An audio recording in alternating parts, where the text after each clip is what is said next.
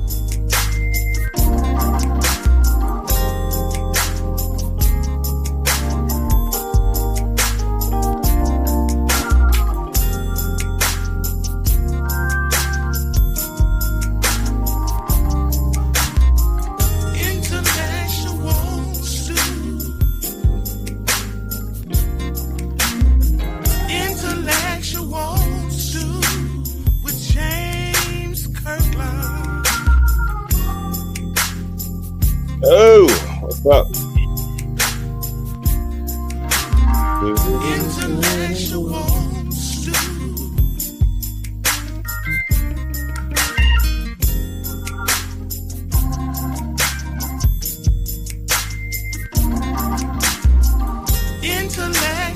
Y'all see that smile? That was genuine.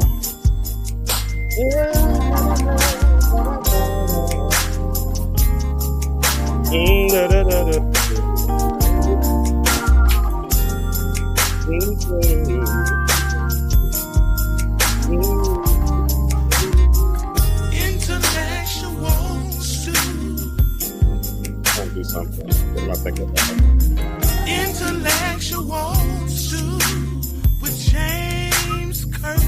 What up, DP? Y'all share this, let people know we're on.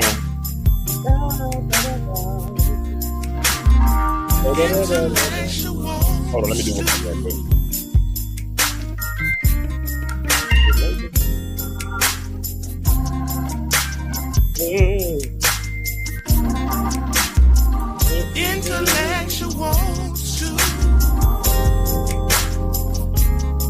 I'm waiting on a few people to come in. There we go. I'm waiting on y'all share this when a few more people come in. We can get started.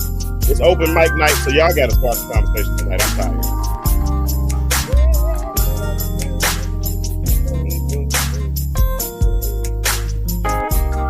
All right, I'm about ready. Almost. I need to hear a sound first.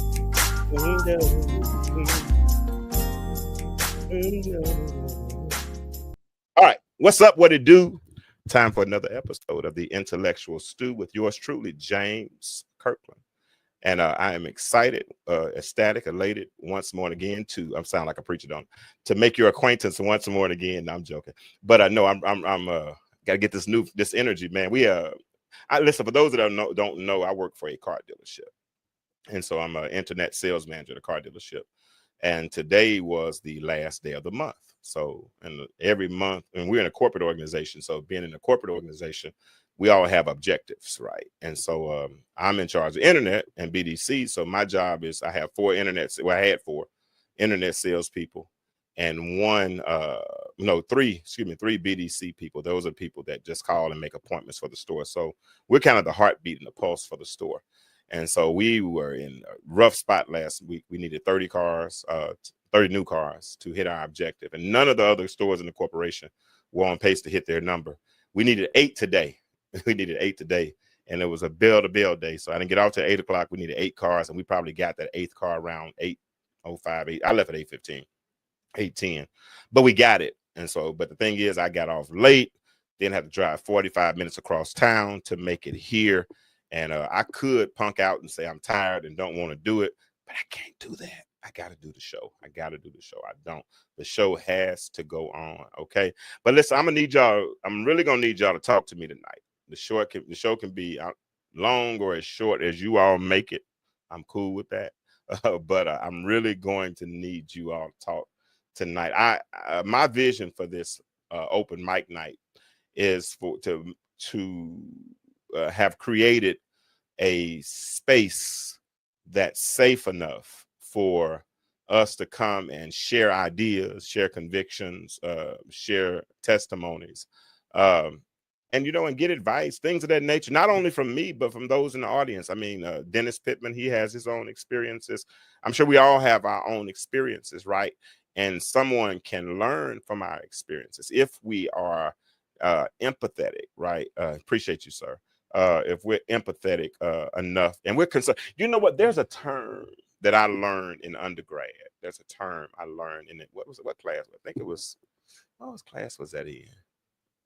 I forgot the name of the class, but what class it was. I don't forget much, but I forgot that. But anyway, I learned, was it city planning? I think it was city planning. But the term I learned was this term called collective efficacy. Collective efficacy, right? And the term collective efficacy means knowing your neighbor and being willing to act on their behalf. That's it. I did a video about that a long time ago, and I've had a couple of universities call me and ask me if they could use that video for their class. But it's called collective efficacy. It's knowing your neighbor. And if you all have come in, just do me a favor, like this video or heart it. I really would like if you heart it and then share it. And then some other people can be a part of the conversation, right?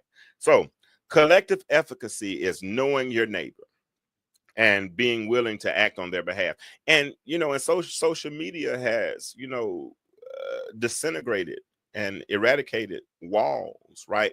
We could be neighbors and don't even know each other, right? Because we're part of each other's community. I don't know Dennis Pittman. If he walked up on me right now, I wouldn't recognize, because I'm not good at looking at pictures and seeing somebody in the face. But even though we don't know each other in this a couple of years on this podcast and following each other, we've created community. We've created community, right? Community is not limited to a geography, right? Community is what we create amongst ourselves as we continue to share ideas and get to know each other and all of those types of things, right? And so I believe, what's up, Dwayne Dwyer? So collective efficacy is knowing our neighbor, knowing your neighbor and being willing to act on their behalf. So I've created this space because I want to create community. I call it the Stew Crew. And we hang out and we share ideas. I have brothers like Dennis Pittman. I have brothers like Dwayne Dwyer. Let me show you just a clip of last week. I had brothers like Jarvis Talley. This video is doing pretty good on TikTok right now.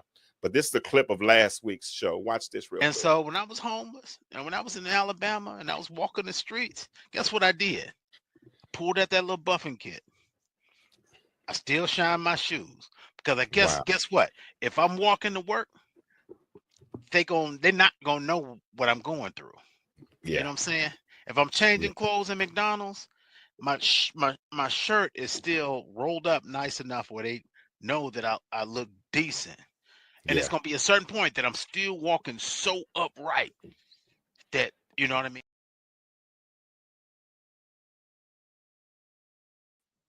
Yeah, and the thing was that Jarvis wasn't slated to be on the show. I didn't have any guests last week. But I've created this space for people when we're talking about certain subjects. If you want to come on, let me put the phone up right now before I forget. Hold on. Let me put the phone number. I got the phone number up, but I don't have the phone on. Let me put the phone up because some people love to call. They would rather not be on video, and that's cool. I just want you on. Brittany called in last week and we had a 30-minute conversation. I loved it. And she shared her testimony. Dennis, you missed last week, bro. Dennis, last week we talked about going into a new north.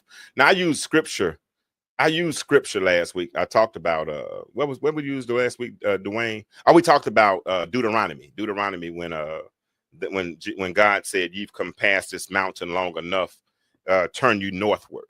And so I talked about a new north when God says enough, that's enough, you know, and he breaks the cycle. And he breaks the cycle for you. That's a powerful place to be. But let me put the hold on one second. Let me put the link up for those that might want to jump on the video. Listen, we're talking about whatever y'all want to talk about. Let's go. Let's go. I got something, but I don't have to. I don't have to. So if y'all want to introduce a topic and you want to talk about it, call in as soon as I put up this link in just a second. I'm almost there. Then if you want to come on the video, you can do that. But whatever you want to do, I want you just to be a part of the conversation. And I don't want to dominate the conversation. I want this to be a dialogue. I don't want it to be a monologue. So I just put the link in the chat. That's for those of you all that are on Facebook. Pin a comment. For those of you all who are on YouTube, and I think I got Twitch on tonight too. But I'm trying Twitch. But those who want to come on YouTube, there is the link for those that want to come on list on YouTube. So if you're on YouTube listening, and if you're listening, if some of y'all are on Facebook and don't mind going to YouTube at a certain point, I don't mind that, because I kind of got to get those numbers up too. Or we're really, no, stay on Facebook tonight. But if you listen to the replay, let's do it that way. If you listen to the replay, go to YouTube and listen to it, because I got to get that watch time up. All right. So it's open mic night tonight. Whatever I'm on, whatever y'all are on. Real talk. I'm on whatever y'all are on. Now, I've been dealing lately, and it's interesting how God works with me. I've really been big on this whole respect thing lately, right?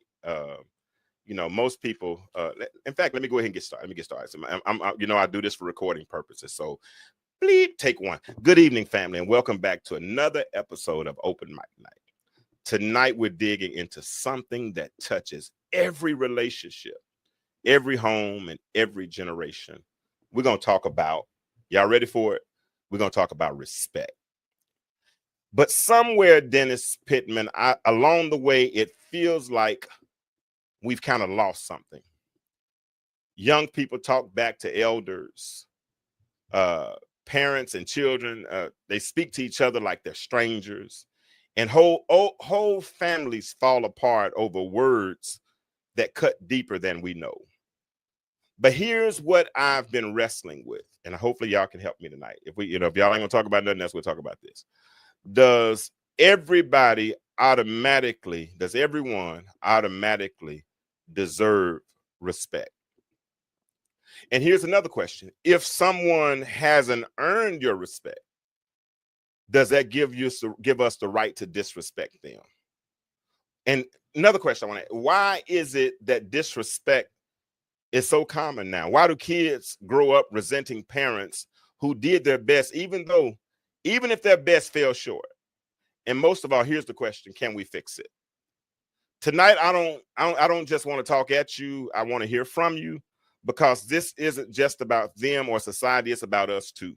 So get ready, grab your phone, call in, click on the live, do whatever you can. Let's see if together we can unpack what really happened to respect and maybe figure out how to bring it back. Welcome to Open Mic Night. Let's talk about respect. True story, right? I told y'all what I do for a living. So I'm at work earlier tonight, and one of my salespeople is on the phone with a white lady. I can hear her voice, from North Carolina. She wants to buy a car that's on our lot. Well, she lives in North Carolina. We live here. We have policies. Right? So she says, listen, I can't come there to test drive it, but can I go to your store in Lumberton and, y'all hold the car, ship it to me, let me test drive it, and then I'll decide if I want to buy it. I said, ma'am, we can't hold the car. You can go to the other dealership, work out a deal. They'll set it up where you can, bring it that way, whatever. But we can't hold the car. We can't hold the car. And she said, well, who's your manager? Man, my manager is this, but he's busy now. And plus, I'm one of the managers. He's busy. You can buy the car. Don't you want to sell it? Ma'am, you can buy the car, but we have policies. We don't hold cars. You go tomorrow, work out the deal. Once you do that, then we're good. Okay, I see y'all in the chat. Good, y'all start this because we get ready to get on that. Let me finish the story. So she's talking crazy to me. I mean, LaQuanta is that how you pronounce it? She's talking crazy to me, and I'm listening. And she says, what's your name? I said, James. What's your last initial? I'm going to talk to your manager. Oh, I don't have to give you my last initial, ma'am. I'll give you my last name. My name is Kirkland, Kirk. I can spell. I'm college educated. Yeah, that makes two of us, ma'am. I said it just like that. And then she said, well, and she said, well, that means I can spell. I said, ma'am, that's fine. I get it. But you're not going to continue to yell at me, because if you yell at me, continue to yell at me, I'm going to have to hang up the telephone. Now, she got a healed version of James. Hey, how y'all doing? I'm James. I'm your friend. She got a healed version of me, Dwayne, because if she would have got a hurt version of me, well, I would have cussed her out in English, Spanish, and Pig Latin. And I set it up. I got my launching pad ready because I looked at my salesperson. I said, is this call? I said, are we on your phone or are we on the company's phone? Because if we're on the company's phone, it's being recorded. But if it's on her cell phone, I'm not being recorded. Guess what? It wasn't being recorded. She almost got it. But thank God I'm not who I used to be. I might not be all that I should be, but I'm sure not who I used to be, because she got mad. She hung up the phone. I went and told my manager what happened. We did a whole little thing with it, but I'm not going to tell that story. But anyway, she didn't know me, but she felt comfortable disrespecting me. Dwayne says respect is an expressed facet of identity. I don't respect someone because of who they are or what they do. I respect others because of who I am and who I'm an ambassador of. I like that. I like that. I like that. Miss Chatterbox says these young people don't respect themselves, so that's why they have no respect for others. You're absolutely right. I asked a question. Listen, if you all haven't hearted or liked this post, will you do that first? And then secondly, after you do that, will you share this and we can get this conversation going, because this is going to be good tonight, right? LaQuanta, you said something powerful. You said they don't respect themselves, so that's why they have no respect for others.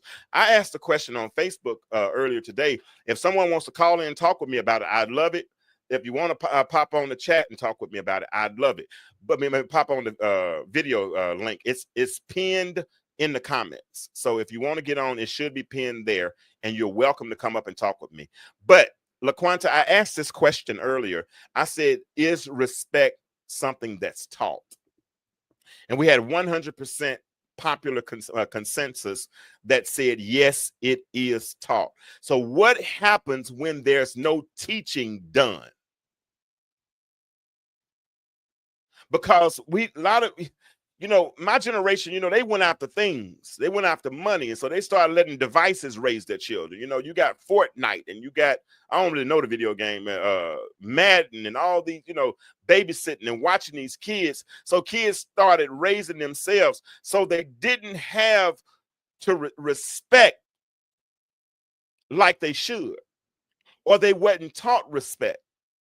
And because they weren't taught respect, they were taught other behaviors.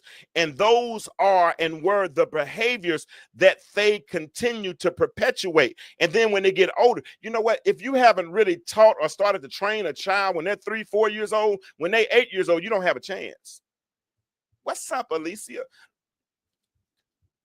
I had 24 ounces at work, and I'm working on 16 now. Alicia is making sure I get my water intake, y'all. She checks on me to see that I get my water intake. And I ain't gonna lie, in the last couple of weeks, I got up to about 64 ounces. That's great for me.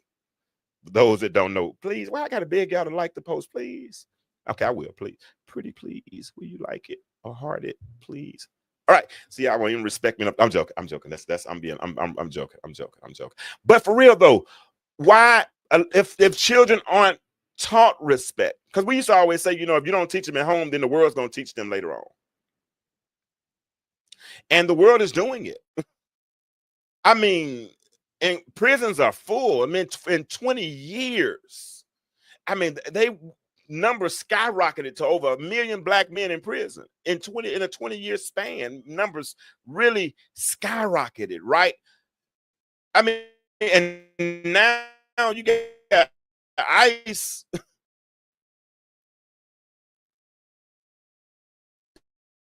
picking up people left and right. We still good. All right, here we go. We still here. What's going on? I don't know why my internet's acting up tonight. Let me see if I got to cut off some stuff. But anyway, yeah. So a lot of children aren't taught respect. So Dennis, you said you like some of these questions. Let's answer some of them. Here's one of those questions that we asked a minute ago. Here's one of those questions that we asked earlier. I want to ask this question. Does everyone automatically, I'm talking about us as grown people of rational minds, does everyone deserve respect?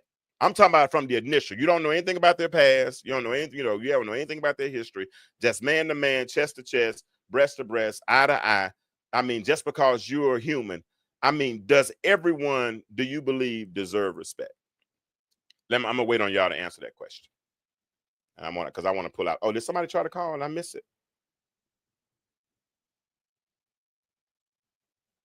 Oh no, I didn't miss a call. Okay, cool. All right. Does everyone? I'm waiting on y'all. I'm serious. I'm gonna wait. I'm gonna wait. I'll wait. I'm gonna wait. Dennis says yes. What y'all think? Dennis says everyone deserves respect. Everyone deserves respect. Because so many people are in this society now, especially, I mean, I ain't gonna say especially because I don't want to sound like that. But so many people in society now, Dwayne said yes, Dennis says absolutely. I'm sorry, can I read? Yes. I've seen so many people now that said, well, he hadn't earned my respect. He has not earned my respect. Who are you? Who died and left you God? Who died and left you the Almighty that someone has to earn your respect? Why can't you just respect someone just because they're human? Anybody else? What do y'all think? Does everybody deserve respect? I'm gonna try not to call names tonight, but I will. Do y'all think it? Talk back to me. Dennis said absolutely. Dwayne said yes. Dennis said yes too. Okay. But yeah, so does everybody deserve respect? Here's some questions I want to put out here tonight, because here it is. We're talking about respect versus disrespect. And with respect versus disrespect, I want to ask this question. Dwayne, I'm going to ask you this question. Is there a middle ground? Does everyone deserve at least, because this is where I am on that.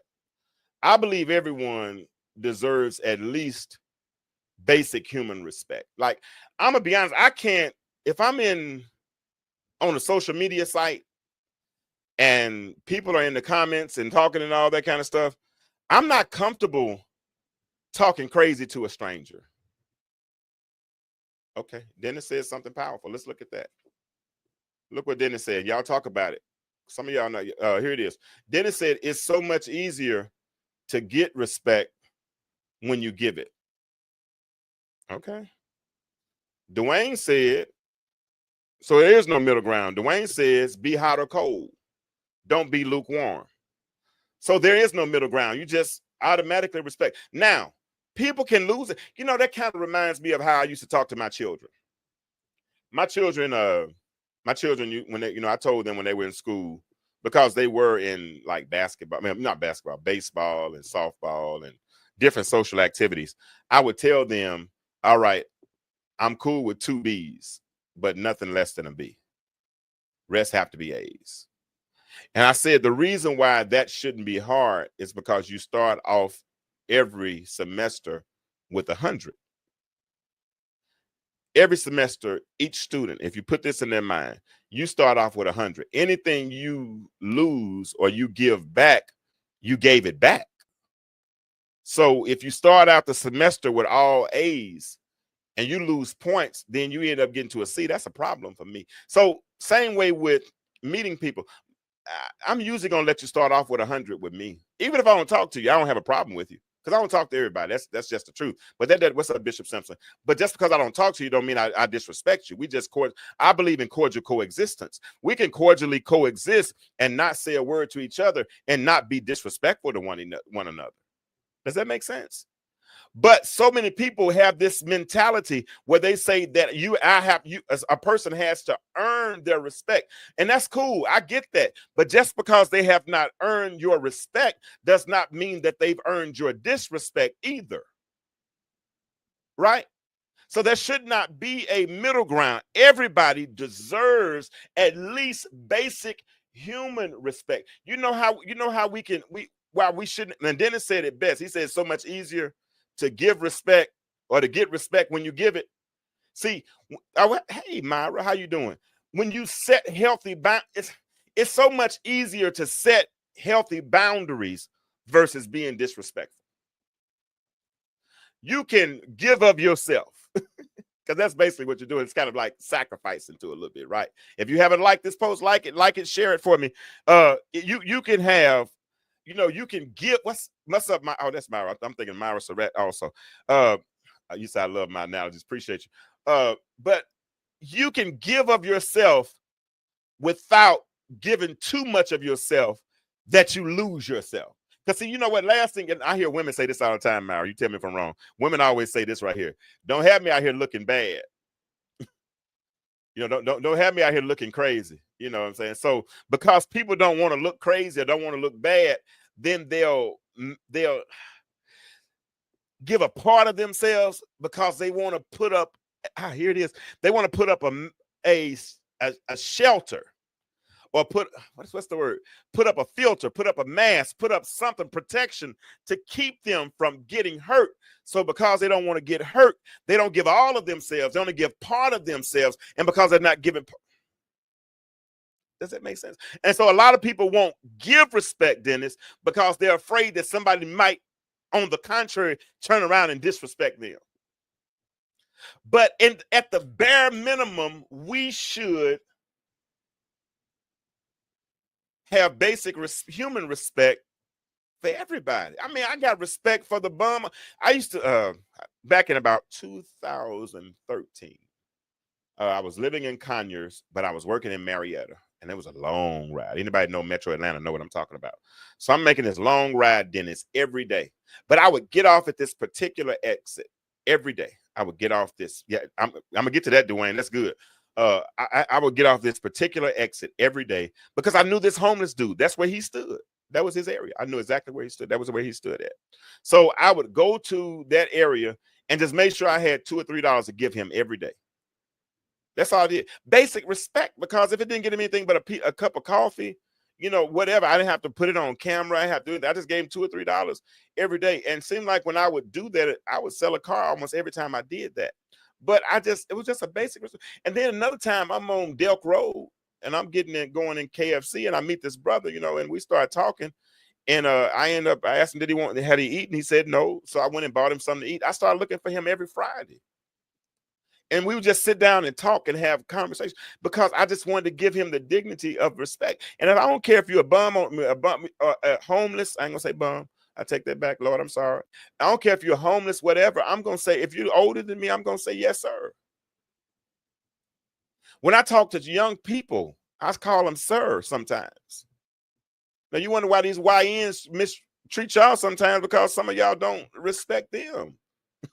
At least respect the territory. I had a friend of mine got jumped on one time, messing with them, the young boys. So, they try to say, man, no, bro, we ain't all that. They got him quick. Same people I walk on, first thing I say is, man, those some tight shoes, man. Where you get those at? Whole conversation change. I'm giving them respect. And if you give respect, there's somebody will turn around and give you respect. But here's the common thread. Disrespect is everywhere. And this is the question, Dennis, I'm asking you, Alicia, I'm asking you, Myra, I'm asking you, why is disrespect everywhere? Why is it such a common thread? Is disrespect bred? Have we bred disrespect in our children by not teaching them respect? And then is society more angry now? Is it more frustrated today? Is that why people disrespect people like they do? I mean, they watch the president talk crazy to people all day, every day, and people laugh about that. I mean, we live in an angry, upset society. Stress, depression. Myra said it seemed like people are always ready, so ready. She put all those extra O's on too. She said it seems like people are so ready to pop off. Absolutely. At any moment, walking, ticking time, ready. I don't know if I can say that word, so I ain't gonna say it. People, it's the climate. Okay. The songs, the shows, etc. Okay, I go with that. And here it is. Social media has made rudeness look normal. And sometimes they make it look funny. I ain't gonna tell that story because that's too personal. And everybody know exactly who I'm talking about. If I in Arkansas will, but you can't disrespect me like that. You can't. You know what? Because there is, I know how I know how to pronounce the benediction in our friendship or our relationship. If you start disrespecting me, I'm gonna put that Baptist church finger up, and I'm gonna walk out. Like, what was that last time? I'm out. I'm out. I'm a holler because I'm not gonna sit around and let someone continually disrespect me. Because if I continue to let somebody disrespect me, what does that say about me? That means my self-esteem is low.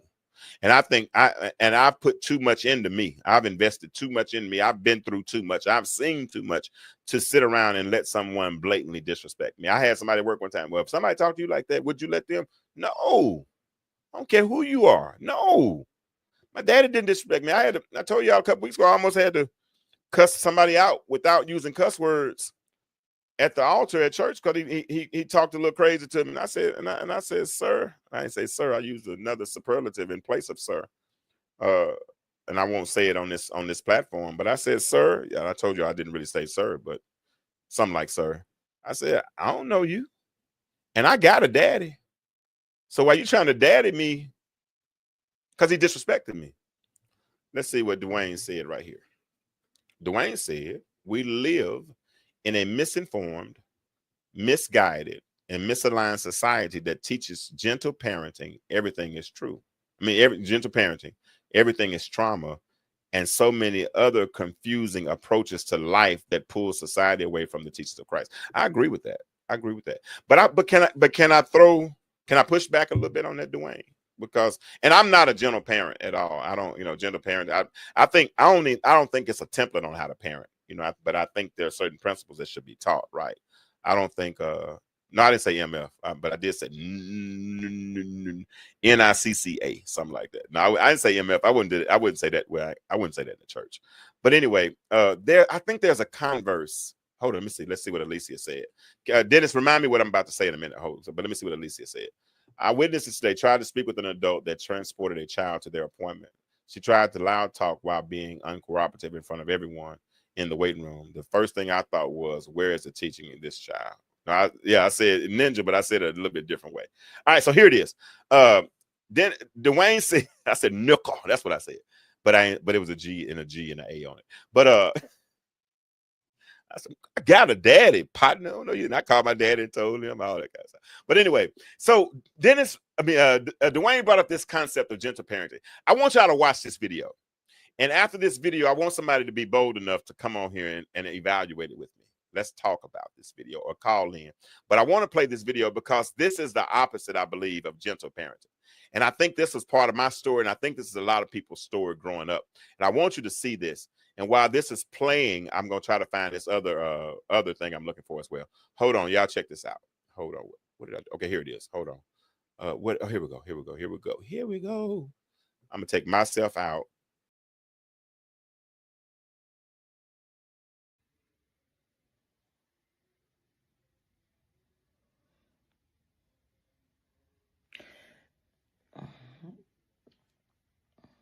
I ask myself, lady, what are you doing?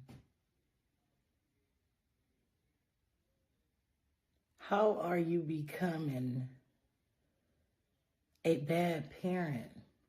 I give my kids so much and I still don't get no respect. I sit up here and I am the only one raising my kids without their father. And I still don't get no respect.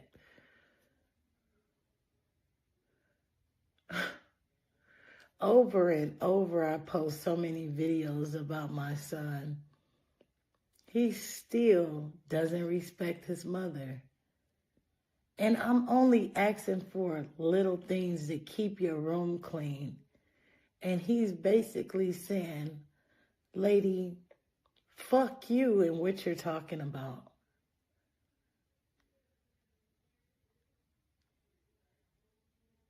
I think I'm just sitting here crying because every fucking day This boy just don't fucking get it. Don't get it at all.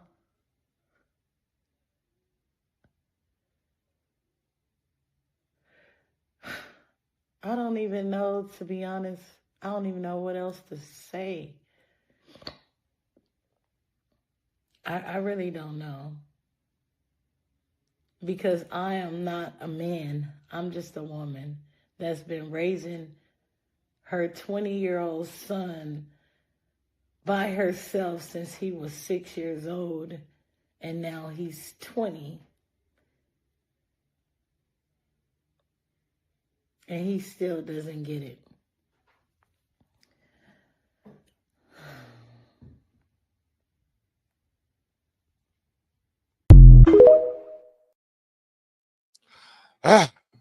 What y'all think? She says she has a son. Dennis said she already answered her own question. So talk about it. Tell me what her answer was. She says she has a son who's 20 years old. She's been raising him since he was 6 without a dad. But the boy doesn't respect her. Says she posted some videos. Okay. She posts his videos. I don't know what that means.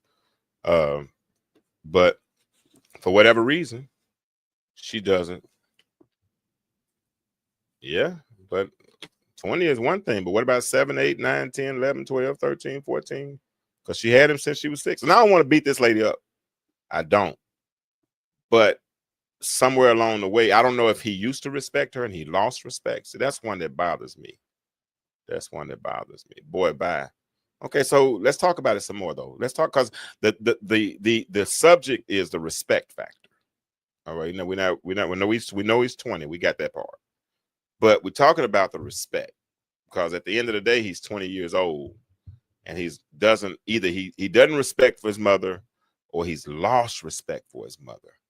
And that either way, that's a bad thing, especially when that's your mother. I remember one time when I was married, my son, he had to be 9, and Trey was not a morning person, and he was moving slow in the house one day, and you know, my ex was, you know, she wanted him to move faster, and because he wasn't moving fast enough, she grabbed him and started trying to jack him up against the wall and all this kind of stuff. Let's say not. Let's say he doesn't. Let's just say it's normal.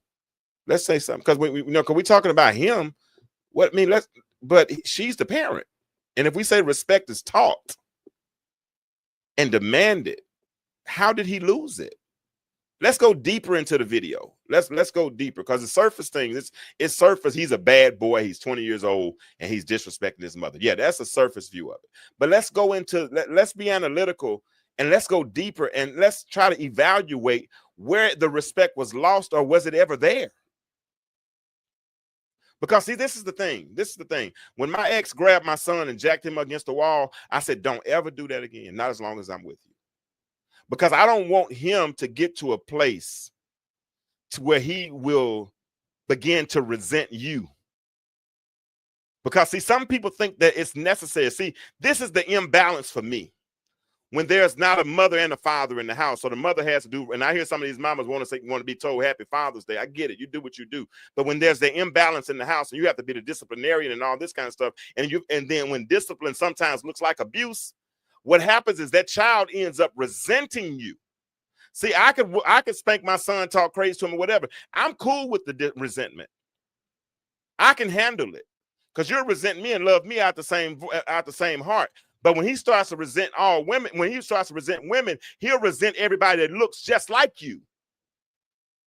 It won't just show up in you. It'll show up in his girlfriends. It'll show up in his wife. It'll show up in everybody else, because disrespect is bred. He didn't just wake up 20 years in 20 as a 20-year-old being disrespectful.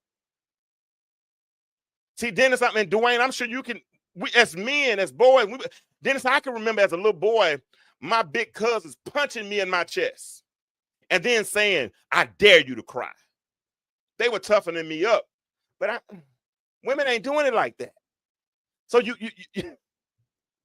see, Willie Lynch said, if you want to really, really, really learn how to break a slave, reverse the nature of the male and the female. Reverse their natures. Teach your daughter how to be independently strong. But teach your teach your daughters how to be psychologically strong. But teach your sons how to be independently weak, but physically strong. Teach them those things. Reverse their natures. So when you got women who are raising these, and I ain't faulting you, but you're putting this tough love on him, and you're beating him up, and you're doing all these things. But then she said, but at least she posted him on social media. What the hell? I'm sorry. What the hell? Let me go back up here and look at some of these comments. I'm sorry. But everybody, first thing you want to do and jump to is he's 20 years old and he's disrespecting his mama. What happened? And he's wrong. We know that. I get that. We are, everyone has free will. Okay. Myra, I could play with that one, but I ain't gonna do that. Let me see. Is it? Because we should. But some things are shaped. You know, we're all products of you can't be what you have not been exposed to and you have not embraced. You can't do it. It's hard. Let me see. I typed my response, wanted to wait until I heard the entirety of what she said before. Hold on. Before, here it is. Let me read it. I'm gonna try to read it all. He said, I typed my response, but wanted to wait until I heard the entirety of what she said. But then she confirmed exactly what she said. Without that, I am not a man, which confirmed that she needs the father to aid in raising the child. If he doesn't respect her, then she needs to look in the mirror and ask herself, how did she teach him respect or disrespect? Maybe the young man is mad because of the absence of his father. There are so much to unpack. And that's why I want to do it. That's why I wanted to unpack it, but I want to unpack it fairly. I mean, I'm cool with the comments about he might have mental illness and all those things, right? Yeah, well, come on with your personal story testimony. Come on video. Tell it. I want to hear it. Tell it. I want to hear it. I want to hear it. Alicia said, has she disrespected him is a question I have. He could feel she has disrespected him so many. I went through years, and we've since healed now because my stepmother raised me, and she was a disciplinarian in our house. And there were times I loved her. I loved her, but I felt like I could never please her for a lot of years. And because I didn't, and she was a disciplinarian, there were a lot of years I resented her. And that affected my relationships with women. My ex-wife told me, I hate what was done to you. My therapist said that there were certain women that didn't show up. I'm being real to you tonight. You understand what I'm saying? So there are times, one time there was a situation on Facebook with this lady, I ain't gonna say her name, but her and her son was older and they were having problems. And she took their problems to Facebook, and she had this boy write all the infractions down that he did and how she felt he disrespected her, and stand in front of Facebook and hold this paper in front of her. And everybody, all the women on there were laughing. Ooh, you got him. Ooh, you got him. Ooh, and I said, yeah. I said, yeah, you got him. I said, yeah, I said, you think you're successful? Got the little boy sitting there like he's Al Qaeda or something, like you're Al Qaeda or something. She said, James, don't you say nothing. You got a husband, you got a wife and a child. I said, I don't care, but that's your business. And then she said something else. I said, yeah, but I said, I might not ever been the single mama, but I have been the boy. And when I said I've been the boy, somebody in the comments said, ooh, he got you. And the thing is, and that's why I advocate when I see young boys who are being lorded over or being, I mean, I get it. I understand you got to raise him, but there's a very fine line between discipline and abuse. And that fine line is a perfect breeding ground for disrespect that'll show up later. I don't want to wake up. I don't want to get older and then not have a relationship with my child because of something he felt I did wrong while raising him. And that's my story. I'm going. Myra, you gonna tell us your testimony? I want to hear it. I want to hear it because and listen, what I'm saying is not absolute, but I can only share from the context of my experiences. You're right, Alicia. Public shame. That's exactly what it was. She publicly shamed that young boy, and now they still. I don't really follow her that much on Facebook, but I have seen what she talked about. She was glad he got out of her house and all that kind of stuff. You don't realize what these boys. I mean, one time my dad told me about a kid that was it my dad? Somebody, but it was a kid. Okay, you can call. About a kid that came to school and was acting out and all that kind of stuff. But the reason he was acting out because that morning his mama told him she wished that he had never been born. She told him, I wish you had never been born. I've seen some mamas talk crazy to their children. Hold on, somebody's calling. Do I have the phone hooked up? I don't see it. Why don't I see the phone number? Myra's not ringing. It's calling my. Are you calling the number that? Hold on. Hold on. What's going on? I saw you calling my cell phone, but I don't see it calling the number on the screen. What's going on? Show keypad. Let me put it back up. Try again, Myra. Hopefully it's working now. I don't know. If it's not, then you can come up. The number that's on the screen right there, 404-860, right there on the screen. She's gonna cuss me out like tomorrow. No, I've never heard Myra cuss. I can't say that. 404-860-2775. That's the number. The one right there on the screen. Or if you want to come on video and just not open the camera up, that's fine too. If it doesn't work this time, then I'm gonna have to refresh it. Oh, there we go. I see it. I see it.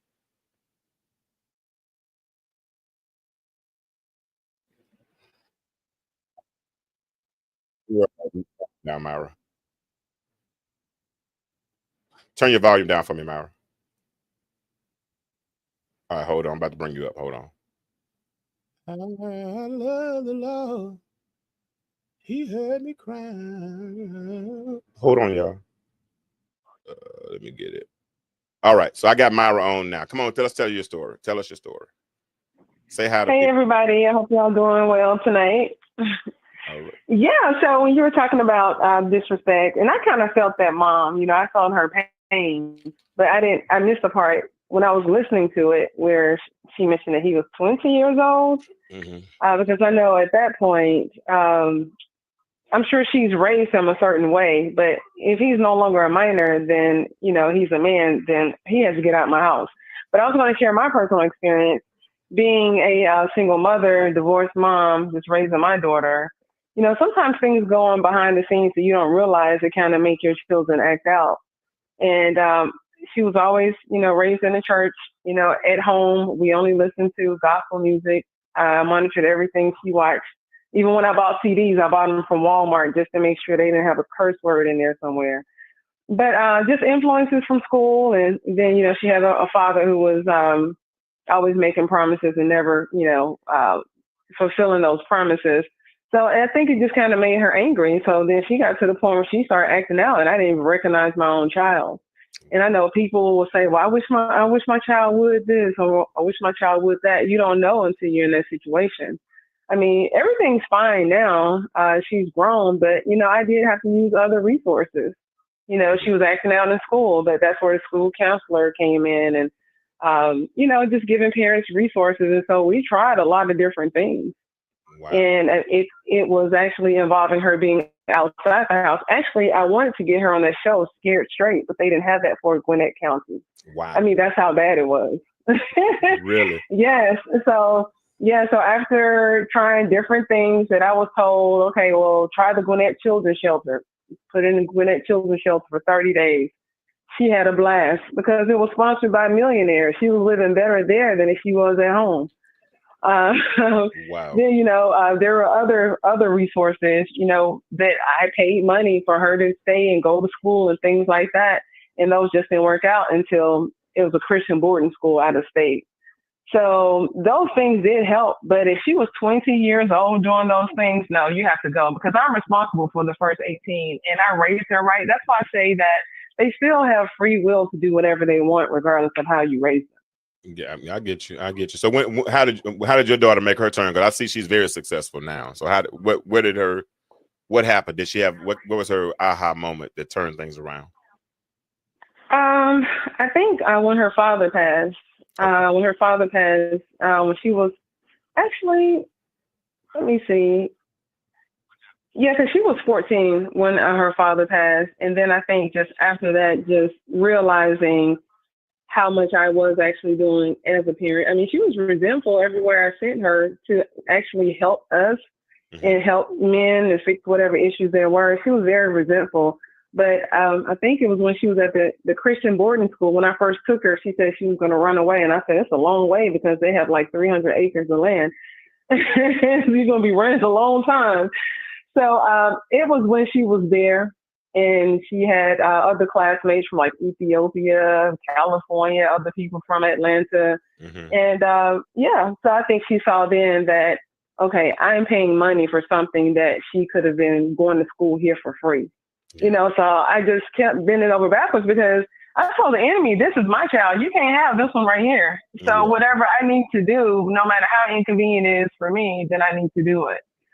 So, so I just think it was through all of that is where she had an aha moment. Then just comparing her living situation to other people. Just like when she was at the Gwinnett Children's Shelter, she was finding out that some of those girls there, she was the only one that was placed there. You know, I was placing her there for 30 days, but she saw how some people had bad living situations and this and that. So, so I just think all the accumulation of everything played into, and of course, all the prayer in the villages and all of that, you know, played into her having an aha moment. But I'm telling you, it was rough. It was rough. I mean, especially with me, I mean, I was a martial art instructor at the time. And so, you know, she was a 2nd degree black belt. So it got real interesting sometimes around here. You know, I've made phone calls before, hey, come get her before I hurt her. It's been that type of situation too. Let me ask you a question though, because I think it's different. Because and your testimony is definitely relative to what we're talking about. But I think it's different for a female lady raising a daughter versus a lady raising a son. And that's the part that's where and like you said, you have a personal testimony. I shared a portion of my personal testimony as well, right? Because like I said, when you and I shared 2 of them. I talked about my ex raising my son, and I talked about my relationship with my stepmother. Part of my reason why I didn't want my ex doing too much physical discipline with my son is because, and not that my stepmother gave me a lot of physical discipline, because she didn't. I used to wish I would get spankings, right? But the talking, the words, you know what I'm saying? It was just a lot of stuff that I went through. Now we're straight now. I'm very cautious. You know what I'm saying? I could deal with, go ahead and spank me and get it over with. You know what I'm saying? But all that, that's too much for me. You know what I'm saying? And so a lot of times I see, and then Dwayne just said something a minute ago, and I want to scroll back up to that comment. But Dwayne said, unfortunately, in a lot of cases, single mothers end up raising their sons, I'm not talking about daughters, to be the man they wanted to be in a relationship with, as opposed to raising a fully functional man who is capable of contributing to the community, right? You're trying to build this individual. And when he's not, and so many times if he reminds you of your ex, all those things, and I'm not talking about this is the majority, but it's enough. And it's raising some of these people to be resentful and to be angry, and it's rupturing relationships in the future. And that's what we're talking about. We're talking about the whole respect factor of why so many children are resentful and are not respected. I'm gonna go. I'm gonna let you get one more comment in if you got one, and then I'm gonna go ahead and let you go back to the audience, and I'm gonna see if I can get somebody else to come up here with us. Okay. You cool? You got anything else you want to say about what Dwayne just said? Okay, well, yes. I mean, I do agree with that. I do agree with all of that, and I have heard that sometimes women, you know, are looking for that. Actually, I know men who have told me that, you know, they always felt like they were their mother's husband or boyfriend or something like that.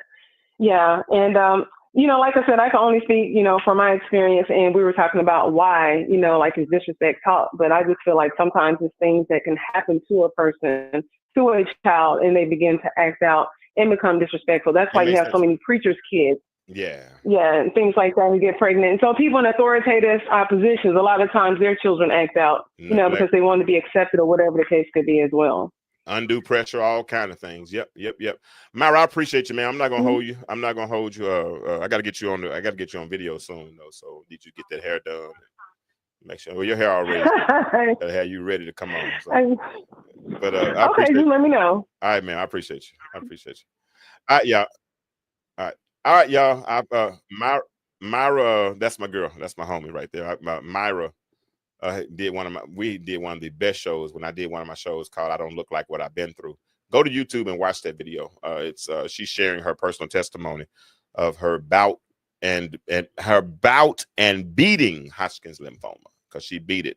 and she definitely does not look like what she's been through. All right, so it's 10:24. I'm gonna give it about 15 more minutes, then I'm out of here, okay, at the most. All right, so maybe here's a supposition. I want to make let's play perhaps, Dwayne. Let's play perhaps. Dennis, if you're still there, let's play perhaps. Okay, Dwayne. Cool. Let me get it.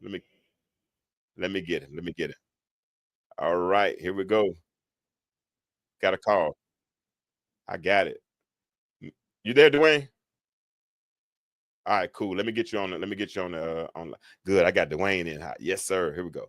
Let me share, get him in, and he can talk about whatever you want to talk about, Mr. Dwyer. You can talk about whatever you want to talk about. Let me get you. Yes, sir. Can you hear me? Yeah, we can hear you. Come on, let's go. We Yes, good. You ready now? How you doing, brother? Doing very well, man. Glad to finally talk to you. Hey, man. We got to get our schedule straight up, and I do apologize, man. I'm just as busy as but you know what? That's just I'm just gonna call it what it is. Everybody busy, so that's just an excuse. Bro, we just got to find a way to sync our schedules up. We're gonna do it. But talk to me. Let's talk about this respect thing. What you got for me? Well, so this is a very pressing topic in our community, especially in the Black community, because you mentioned Willie Lynch, and I'm so glad you went there. And unfortunately, a lot of us don't necessarily understand how, over the years, they have actually affected our community. Mm-hmm. And so when you look at it within our community, mothers and fathers being together, husbands and wives being together in the same household, it becomes a thing of an anomaly instead of the norm. And so the commonality that we're seeing is that single mothers are raising their children, whether they're boys or girls. And we kind of talked about it, and I share this all the time on my platform, and I talk about it in the space of counseling, and I talk about it from the perspective of premarital counseling, because I do a lot of that as well. And one of the things I talk about intently is the effects of parenthood on the child, whether it be a boy or a girl. Because make no mistake about it, both a child, whether it's a boy or a girl, needs both parents. It doesn't matter whether your relationship made it or not. What we got to get to the point of realizing is that child needs the both of y'all. So if we're talking about a boy child, that boy child needs that father as a source of training, right? The Bible is very specific and clear and direct in who it's talking to.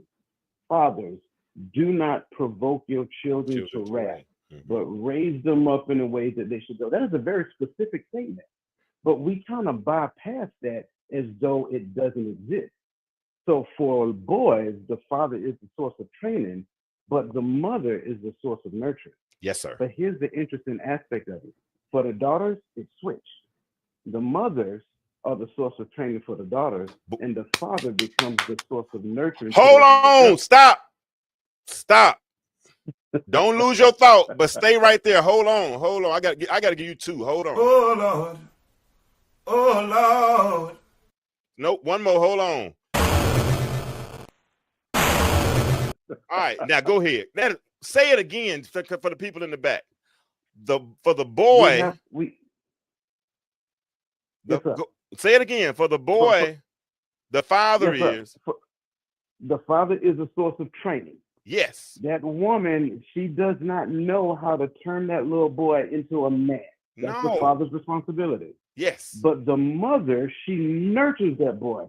So now, from that perspective, he understands the other side of love. Make no mistake about it. Love is not just the emotion. It is the things that we do with them and so forth and so on, who we take care of, who we care for, who we provide for, who we nurture, who we listen to in conversation, all of that stuff.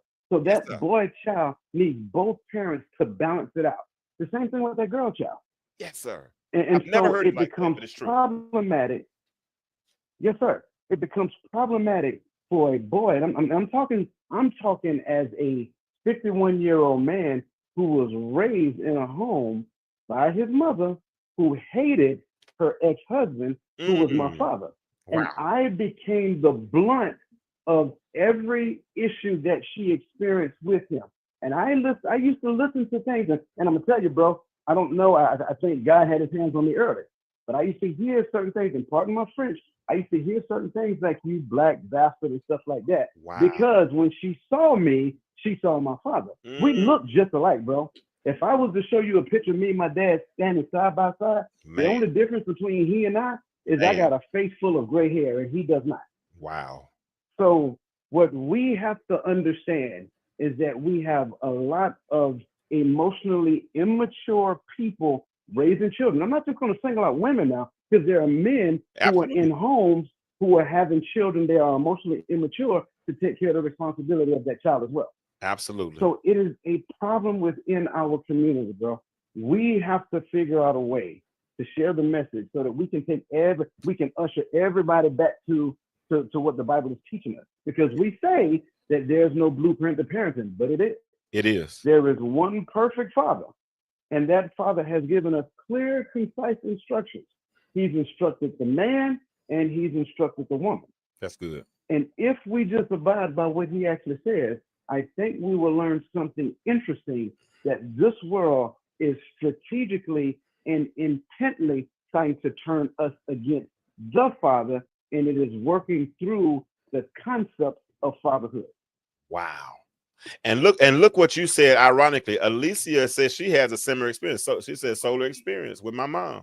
I look experience with my mom. I look like my dad, and I was a constant reminder of him. She mistreated me because of this. So it's not limited. It's not limited, right? But this is my point. So many parents don't realize what they're doing to their children because they think that children are sponges. Man, I used to get on Mackenzie so hard every morning, man, because I realized, she wasn't a morning person either, right? But then, it especially started with Trey. I kind of figured it out with Mackenzie. But when I figured out he wasn't a morning person, you know what I would do, Dwayne? I would go in the room 15 minutes early and just turn the light on. Yeah. And if he had to wake up at 7, rather than yelling at 7:05 because he hadn't gotten up yet, I go in the room at 6:45, turn the light on, and then walk out, go lay down. You know what? About 10 minutes, he'll go walking right by the door and go in the bathroom. He wouldn't get there at 7. He'd get there at 5 minutes to 7. Because this. Because the light could do what I couldn't do. And see, when I allow the light to lead, see, the light can do what I can't do. And a lot of people aren't leading with the light. That's why discipline and abuse, they look the same, but they're not. It's a very fine line between discipline. The psalmist didn't say it was good that I was abused. He said it was good that I was afflicted. Afflicted means that it's training that you're talking about, right? When we're disciplining our children, we teach them choices, and that their choices are connected to consequences. And the consequence is this: if you do wrong, then I have the right to execute this rod, whatever that rod might be. I used to beg for the rod, but I got the room. I got punished. I would get grounded for weeks. Yes, sir. I would be like, please, Lord have mercy, let her spank me, because that only lasts about 10, 15 minutes. Or 5, when I hope ain't no 15 minutes spanking, but I'm talking about the pain. But, but that it's a difference between discipline and abuse. And I think that's a tough spot to be in. So let me ask you a question while I'm here. Let me ask you a question. Do you think that there are times when parents discipline but don't listen? Absolutely. Absolutely. I think when we look at it, and it doesn't matter what arena we talk about, what you don't understand, you abuse. I don't care who you are. If your skin color look like mine and Brother Jay, you done use the butter knife to pry something open. You can tell me I'm wrong. You done use the butter knife as a screwdriver. Absolutely. That's abusing the screwdriver. Flathead. Yes, sir. The same thing happens. Yes, sir. The same thing happens when it comes to children. Here's the other side to it as well. And I don't want to talk about the physical abuse, because the physical abuse is easy. Let's talk about the mental and emotional abuse. Yes. Because the mental and emotional abuse is more long lasting. It's more detrimental. You will literally raise a walking time bomb. And I'm gonna talk about little boys. Yeah. Because it kind of helps that I was one at one particular point in time. And I'm gonna talk about I'm gonna lay myself on the altar, bro. Because I did not know. And I think I shared this with you before. I was in the Army for 24 years. And I was very good at being all you could be. because I thought a man was only as good as what he could provide and who he could protect. Because Mm. you know, that's the world's interpretation of what manhood is. Yeah. So I, in terms of, we know, as the Army says, be all you can be, I did very good with providing and protecting. But I'm gonna be honest with you, bro. I wasn't a very good husband. I'm be honest. I'm just keeping it real. And for me, I'm telling men, like, be honest with yourself, because here's the reality of the truth. If you can't be honest with yourself, you will never be honest with anyone else. Yeah. So for my kids, and I have four adult children, and what I do is I make room for them to have open, honest conversation with me, because you got to realize they're adults now. Yeah. They got some things in them that they need to get out. And Yep. some of us struggle with this thing called pride, especially men. I can't speak for a woman because I've never been a woman, right? But a lot of us men struggle with this thing called pride. Now, my boys are like, Dad, I get it. I understand this, that, and the third. But I still want them to talk to me. Yeah. But here's the other side to it. Some girls, my oldest daughter, she reached out to me and she said, Dad, I want to talk with you. And I've made a pact with myself. Anytime that any of my children told me that, we ain't gonna get on the phone and talk. I'm showing up Okay. and I'm coming to your doorstep. Mhm. And so that's what I did. I went to her apartment. They live in South Carolina. And I went to her apartment and we sat down and we talked. And it was a very difficult conversation for her, bro. Wow. And, you know, she asked me what my childhood was like growing up. I shared that with her. And she asked me, well, why didn't that affect you? And I told her, I said, it's not that it didn't affect me. I think it affected me differently. Yeah. Right? So I'm just being open and honest and transparent with her. And then as she starts talking, she starts tearing up. And she couldn't look me in the face because she said it was difficult. And she told me, she said, I wish you were there more because you could have protected me from the abuse that I went through. That's the thing that we don't get to. Like, Wow. I think for the most part, every parent, just by virtue of the fact that you do not know in your earlier stages of life, especially when you're in the stages of survival, making sure that you keep food on the table and keep the lights on and things like that, there's a lot of neglect that you're doing. You're giving them kids iPads and computers and Yeah. TV, and those things are raising your children while you are working for somebody else. But Absolutely. then you're expecting to come in and inject and want them to be respectful. But then you're like, well, where does the disrespect come from? It came from YouTube. Okay. It came from TV. It came from all those things that they were listening to for hours in and hours out. And so now we got to get to the point to where we create that space for them to be open and honest. And here's the thing that I did for her after she said what I said. After she said what she said, I said, thank you.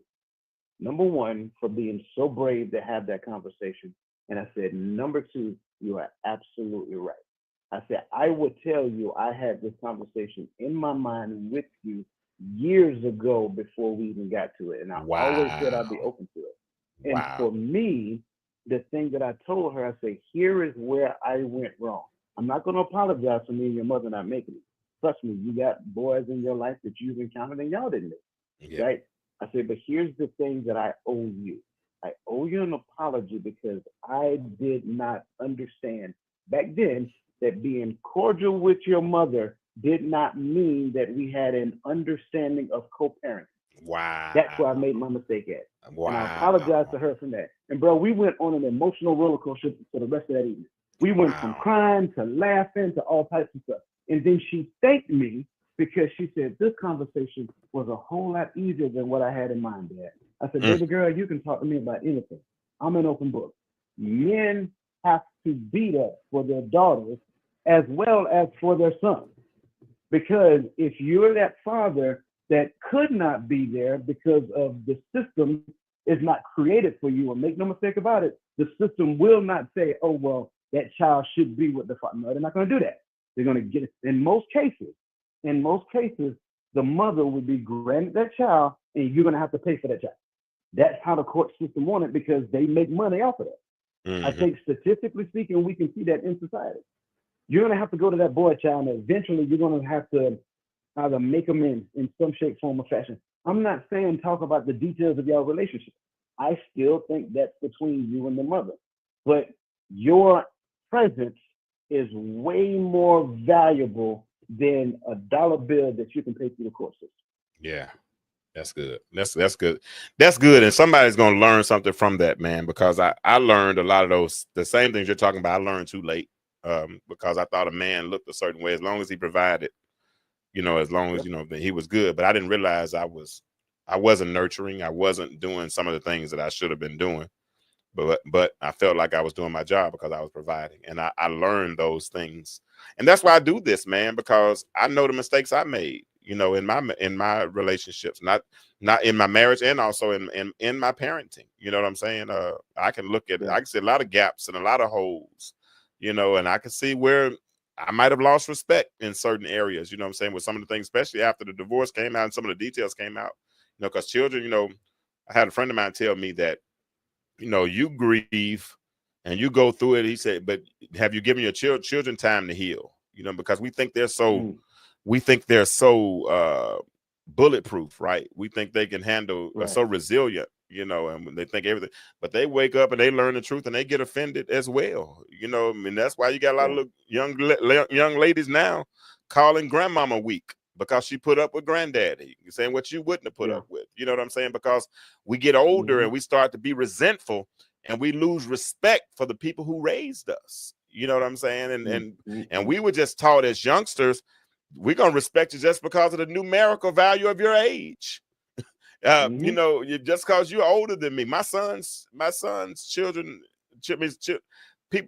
my son is very grown, but his friends still call me Mr. Kirkland. You know what I'm saying? Because the respect was there. I'm 53. My friends I'm youngest in my class because I was born in July. Y'all know what my birthday, let y'all know it. My birthday is Sunday. It is though. July 6th, I turned 53 years old. But my friends are my age at least, right? But they still call my daddy Mr. Kirkland. They don't call him James. Because there's a respect there.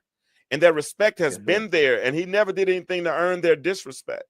And my problem is that I'm worried about those. What's up? Early birthday. That Cash App will be. I'm just joking. But no, man, I took pictures and everything. I'm gonna enjoy this one, man. I am, because what a lot of them I didn't enjoy. I can tell you a lot of birthdays I sent at the bar with a Coca-Cola. Well, it started out with a Coca-Cola and a ribeye at Stony River. I spent about the last 3 or 4 birthdays there. Now I might finish it up with an old fashioned if I depend on what day it was, but for the most part, it was Coca-Cola and a ribeye. You know what I'm saying? Yeah. But this year, man, I got some people who want to celebrate me, and I'm gonna let them. One of the hardest things I realized I didn't realize, Dwayne, I couldn't smile. It was hard. I didn't have one in there. But the little young lady who did my photo shoot, she made me sneak a couple of smiles out. She snuck a couple of them out of me, and but people, this thing is real, man. This whole thing is we get so acquainted with the mask, right? And that's what makes it easy. Because sometimes that disrespect is like a hand grenade. If I throw that disrespect out there, it's kind of like, what is it, Dwayne? Let me get you before you get me. That's it. Yeah. But how do we break the cycle? Well, I think I'm glad. Thank you for circling that back around, because I really was going to touch on the respect piece as well, because that's where you started the conversation off. And if you pay attention to what the world is talking about, the world respects people for what they do. And if you pay attention to the younger generation, I think today's terminology is the YN. I think that's what it is. That's what they call them. Yeah. I'm trying to get my young lingo up. You know what I'm saying? We got Dennis to help us. We got Dennis to help us. He gonna help us.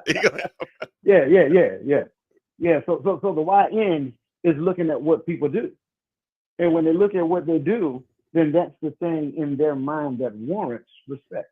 Yeah. But that's the world's perspective of respect. Yeah. But when I go back to the Bible tells me to be.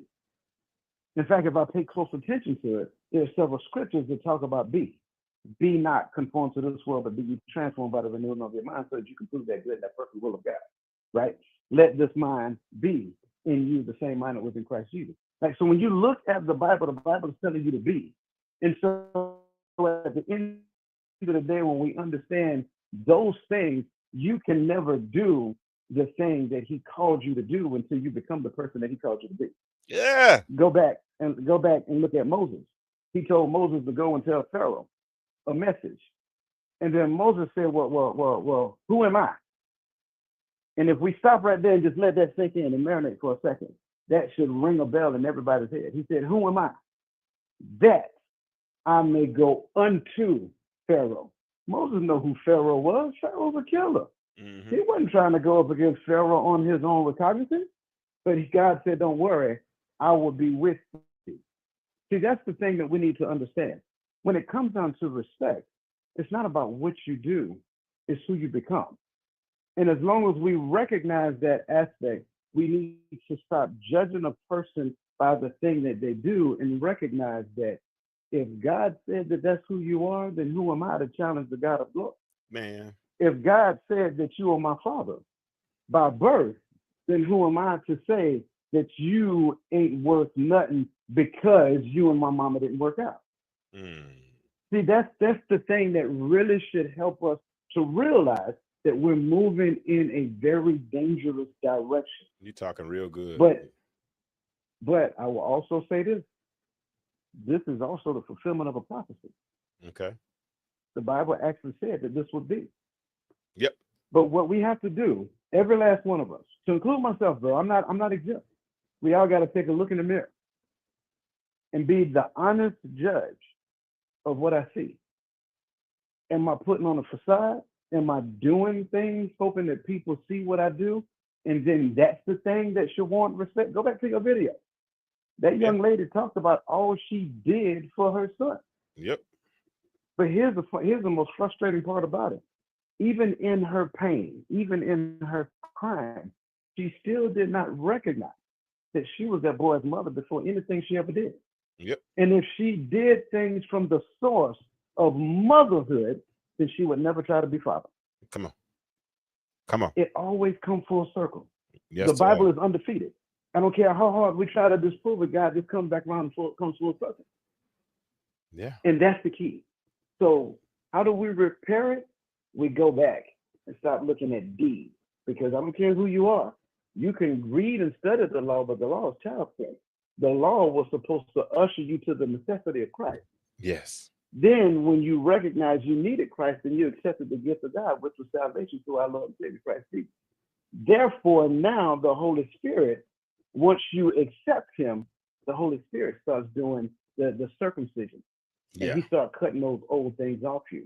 Then and only then you can allow this, one of my favorite scriptures. I already gave one, Romans 12:2, but another one that says, it is God that worketh within you to will and to do of his good nature. Yes, sir. But you ain't gonna get there, brother, until you be. You gotta be. That's good stuff, man. Y'all give in fact, give Dwayne some fire. Put some fire in the chat, because he got some fire tonight. He got some straight fire. We got to go back to the land. We got to go back to the land. If you another scripture says you got to lay the axe to the root. Yes, sir. And so you got to go. It's some stuff that's rooted. And I want to put that question up again that I just put up, Dennis. I'm not Dennis, Dwayne. I'm gonna put this question up. Jarvis, you ain't the only one I called the wrong name. You know I messed up. But for those who are parents, do you feel your kids respect you? Tell the truth. And if not, why not? Why do you think that is? And tell the truth. I know I've lost some at a certain point. I did. When they found out some of the things that after the divorce, I lost it. And it's especially with that boy, because I nurtured that relationship. I cultivated that relationship with his mother. I heard his mother. You know what I'm saying? I heard his mother. So of course he's going to nurture. She's nurtured him, so he's trying to protect her. You understand what I'm saying? And I get it, and I respect that. You know what I'm saying? And it's cool. But we're gonna be all right. We're gonna be all right. But I believe, Dwayne, and we're going to start actually transitioning out. If anybody else wants to call in, let me know you want to call in, or you can still hit the link for the video. It's really 10:48. I told y'all I came home like 15 minutes right before the show started. But I believe that we got to break the cycle, number one, through self-awareness. Through self-awareness, we got to realize, where you are in the process. Are you perpetuating this problem? Or do you find yourself disrespecting people? Are you breeding disrespect? All those things. You gotta go through a process of self-awareness. Once you've done this self-awareness, it's a whole mirror concept that we talk about. Then you have to apologize. And that's a tough one. That's because Dwayne just said, we men. Man, we know we got pride. You know what I'm saying? And I'm the and if I operate from a hierarchical mindset, top down mindset, I'm your daddy. I don't care what you think. I'm in charge. No, sometimes you got to apologize. And then you got to do what Dwayne did with his daughter. You got to have an honest conversation and talk and give them the space to share their convictions. You said boundaries. Yeah, that's not James Kirkland's statement. What you don't understand, you abuse Bishop Simpson. That was Dwayne's statement. You weren't listening. I just repeated what he said. Let me give you some final remarks, man, before you go, and then I'm going to probably transition out once you get done. What you got for me, Dwayne? Well, I appreciate first and foremost, thank you for having me up. You know, I try to chime in as best as I possibly can, but like I said, I was scheduled sometime to be off. But I just want to submit to everyone. We are a hurting community. If you pay close attention, the world has infiltrated the body of Christ. I will say that part again. The world has infiltrated the body of Christ.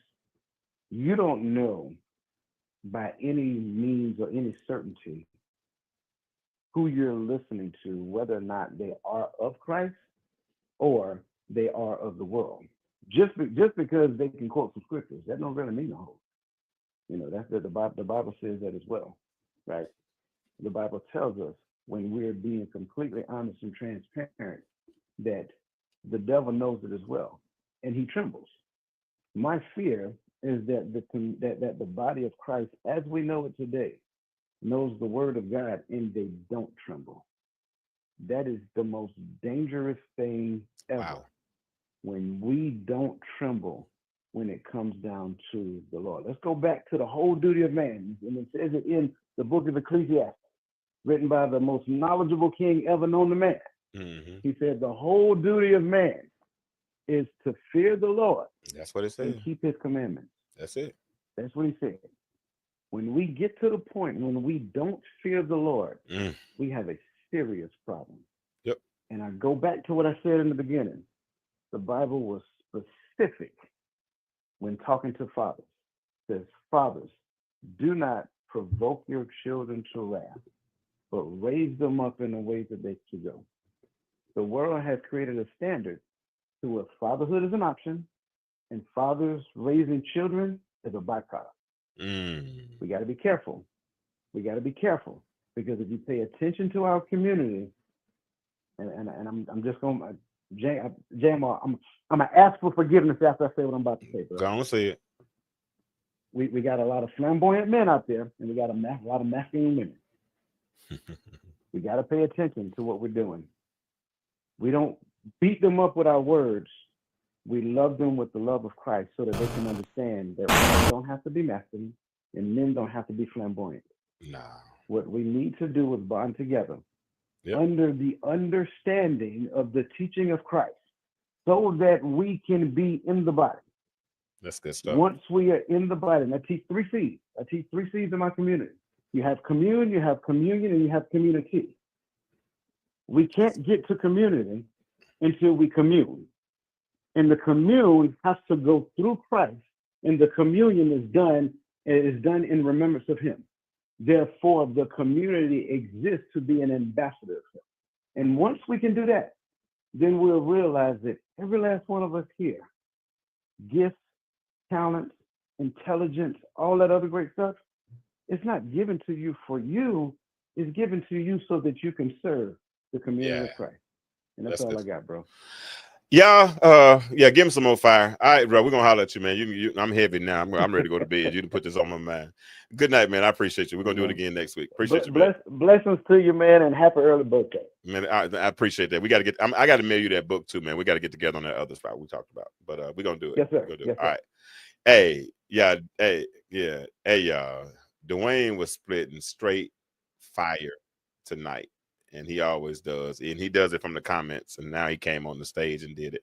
The phone number's still there. Let me take him off. If anybody wants to come on before I go to, because I'm going to turn the corner and cut across the field and say good night in about a few minutes, but that was good. That was good. And you know what? He used the scripture about fearing the Lord. You know what the word fear is in the Hebrew etymology? And what it means? Respect. When you talk, you don't want your children to fear you like a scary movie. You want them to fear you. That means respect. Respect you. And you earn that respect over time by showing up. All that, but we've lost it along the way. And respect has been bred. Disrespect has been bred.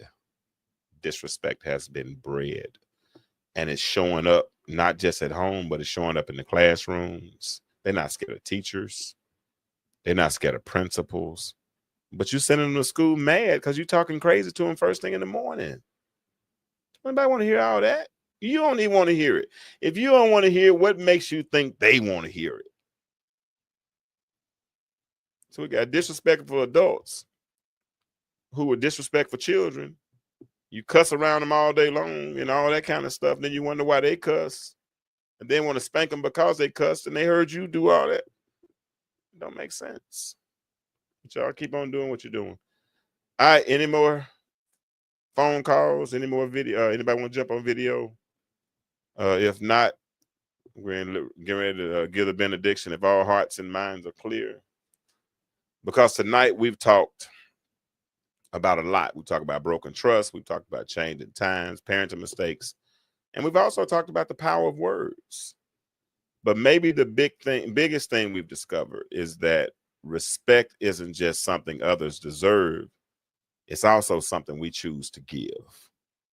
Even when it's hard. Even when someone falls short. It happens. Because at the end of the day, respect says more about who we are than about who they are. So here's a challenge I'm going to leave you with tonight. I'm going to close. The phone line's dead now. But here's the challenge I'll leave you with tonight.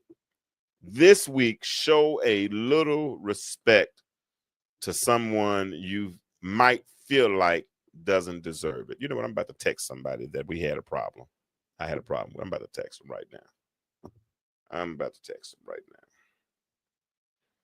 Because you might be surprised at what changes. Not just in them, but in you too.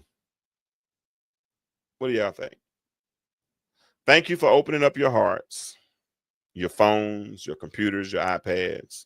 Thank you for joining in on tonight's conversation.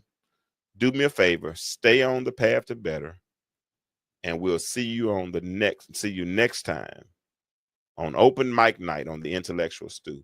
Remember this. I'm going to have to, and the contest is still going on because I haven't had as many submissions. But remember this, the world is changing.